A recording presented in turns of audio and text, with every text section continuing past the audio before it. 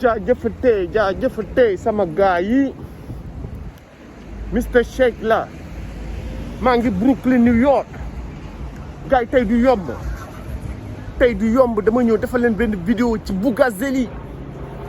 Bougazelli le faussaire, Bougazelli le malfrat, Bougazelli le grand bandit, le bandit de grand chemin, Bougazelli le voyou non content d'avoir été pris la main dans le sac avec des faux billets. Le Bougazelli nous sort une plainte contre le capitaine,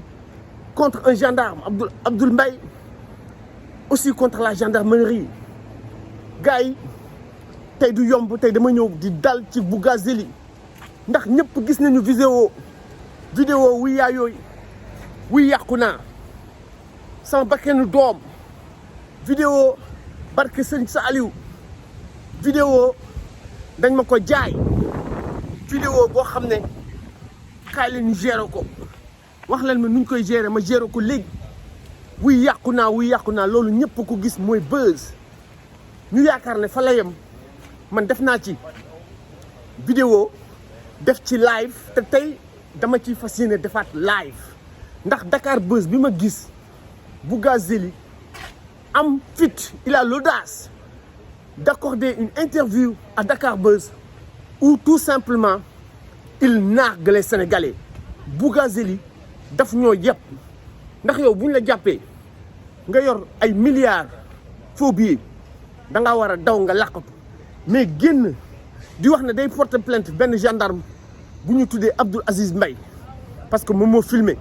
nee na lu tax mu koy filmé mais le gendarme il a le droit de te filmer parce que mi ngi lay wax ne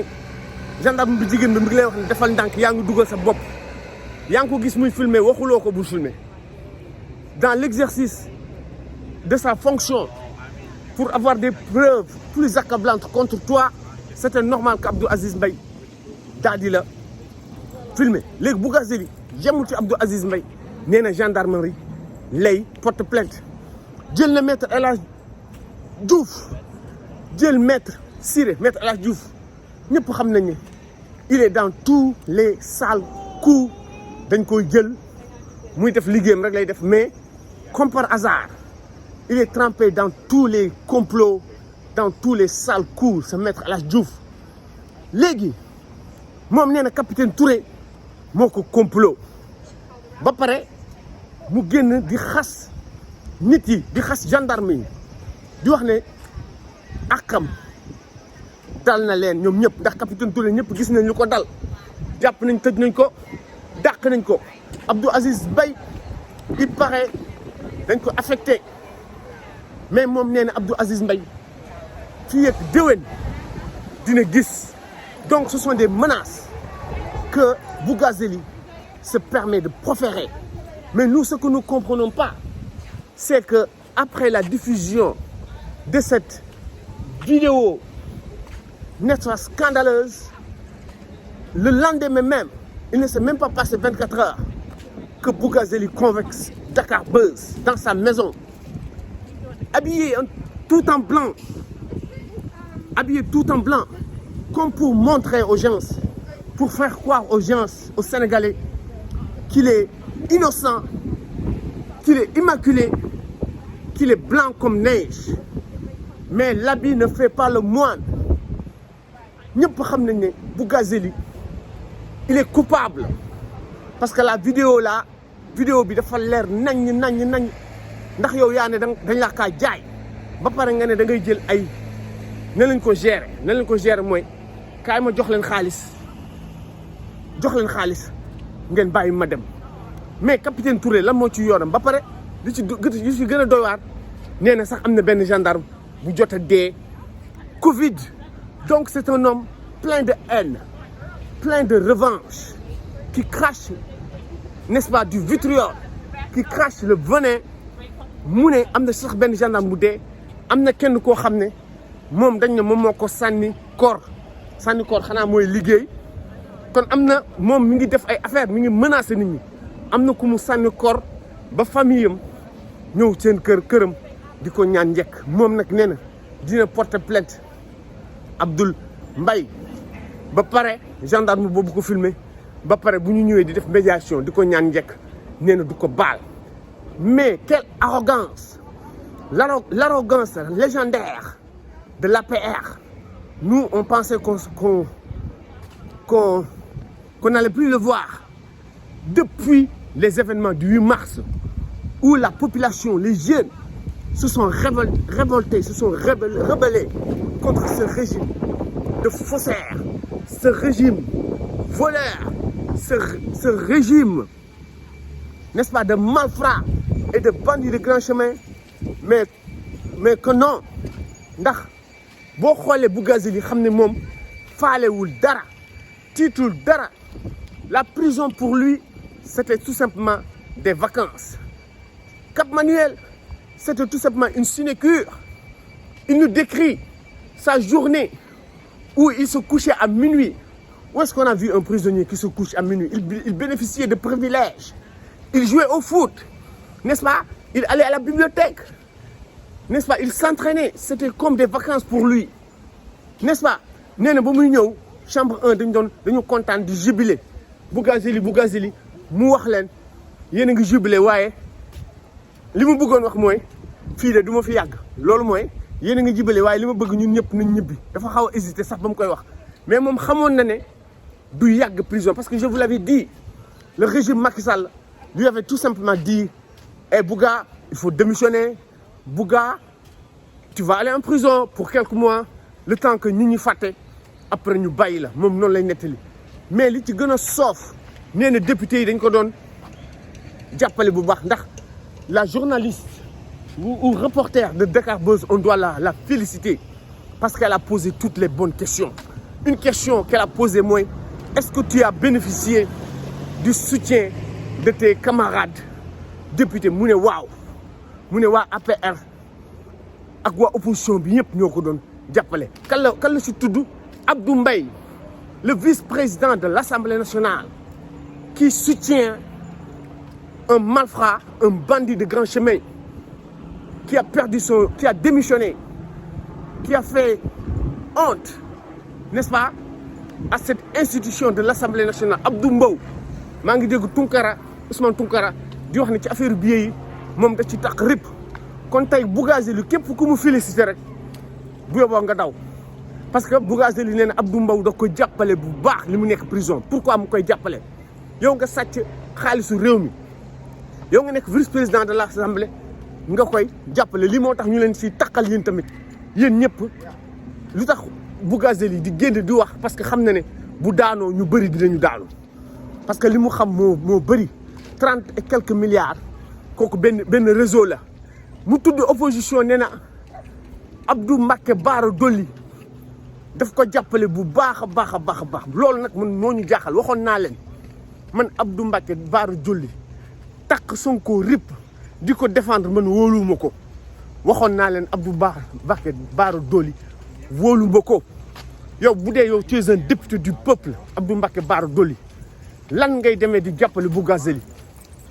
bu yóbbu nga génn nga expliqué wu. Comment un député, honorable député, Mbacké peut-il aider un malfrat, n'est-ce pas, un bandit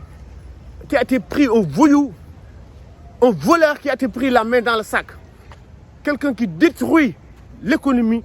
du Sénégal. Toi, en tant que député, nga dem di ko jàppale Abdou Mbacké Bara Dolly. Man li mu bàyyi Sonko, li mu dugal ci Sonko sax daf maa neex, man wóoluwuma ko. waaw gars yi dama bëgg ngeen comprendre ne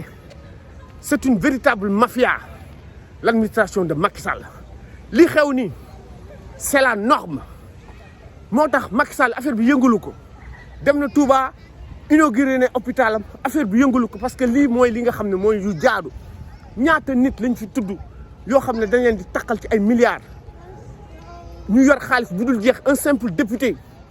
comment se fait-il que un Bougazelli, non lii il faut que ma defal ko live spécial parce que dama jël note, mais vidéo 14 minutes mënu ma ci wax lépp. après ngeen koj ma 2 heures fii 6 heures heure Sénégal wala 5 heures 6 heures koj leen ma tey live spécial Bougazelli il faut que ma def ci live parce que interview bi daf ñoo saaga ndey di ñu wax ne dafa war a dem États-Unis yóbbu doomam mu jàngi fan la jëlee xaalis boobu di ñu wax ne ba mu nekkee ci biir prison bi dépense am manqué wul mais bien sûr que sa dépense du manqué quand tu as des milliards en faux billets mais tu peux avoir 200 millions à la maison capitaine Touré nag bi nga ciy takk tudd moom liggéeyam la def daf laa jàpp ñu jox la 3 millions xaalis bu baax nga jox leen xaalis bu bon loolu lañ la jàppee mais il ment comme il respire ce Bougazelli xam nga Pape Alé da koy wax di fen ba dem ba gëm fen yi américain da koy wax when you repeat a lie 1,000 times it becomes the truth booy si tu répètes un mensonge 1000 fois à force de le répéter 1000 fois ça va devenir la vérité pour toi mais fan la jëlee xaalis boobu muy jël doomam di ko fayal muy dem Amérique ñoom Macky Sall bàyyi ko muy circuler ñu jàpp Simon jàpp keneen ki kilifa mais Bougazelli mii il faut mu delluwaat kaso ndax ba pare mu ne day porter plainte gendarmerie moom xamul ne li muy def nii c'est extrêmement dangereux plainte boobu du mujj fenn parce que lii mën na taal réew parce que bu ñu demee ba Thierno Alassane Sall génn benn Twitter benn message di ko wax ne léegi dafa am ay fuite te fuite yi ci institution yi lay génne gendarmerie ñoo dem ba amatuñu confiance ci juge yi amatuñu confiance gis nañ fi juge Téliko problème yu am gis nañ fi juge Dème problème yu am amatuñu confiance ci présidence bu ñu demee ba gendarmerie commencé di def lii di kaas xamal ne il y a problème lii mën na taal réew parce que tamit Bougazelli ñëpp war a wax ba mu des moom Macky Sall war na ko woo mu bàyyi Sénégal yi muy saaga parce que lii saaga ndey la ba pare di menacer nit ñi di wax ne ñii feebar nañu ñii dee nañu nit ku dee boo ko mënul ñaanal yàlla mais naan Covid bi rey na ko ñii sama àq dina leen dal mais c'est extraordinaire mais ñun Sénégal président bi ñu mérité rek la ñu am léegi ñun dañuy toog rek di leen bàyyi ñoom ñu yor ay milliards xaalis bu baax bi ñu koy sàcc ba pare yematuñu si sàcc suñuy milliards yu baax ñuy defar ay billets yu bon looloo tax njëg yëpp cher léegi ndax billets yu bon fu mu nekk xaalis day bëri kenn dootul waxaale yéen a may dégg sénégalais yi ñàkk nañ fayda ay waay nekk sénégalais nattu la billahi APR nattu la waaye nag ñun lii rek lañ mën a def mooy dénoncer rek lañ mën a def ne gëm yàlla comme gendarme yi léegi ñu commencé di fuiter affaire Adji Sarr bi noonu la demee ñu fuiter ay PV yu bëri xëy na bu ñu demee ba ci biir lépp dina feeñ mais en tout cas lii metti na ma trop Bougazelli moomuñu waa APR moomuñu seen mafia bi du moom kese faux billets yi du moom kese loolu tax ñu bàyyi ko muy wax lu ko neex parce que xam na ne bu ñu ko jàppee mu ko neexee mu génne ay tur te bu boobaa Macky Sall régime am dafay daanu gars yi like leen partagé leen abonné leen Mister Shake la ba ci kanam bu ci kanamee ma defal leen ci live 2 heures de temps incha allah 6 heures heure Sénégal côté yooyu 5 heures 6 heures jaajëf like leen partagé leen abonné leen Mister Shake la merci ba beneen yoon ba ci kanam.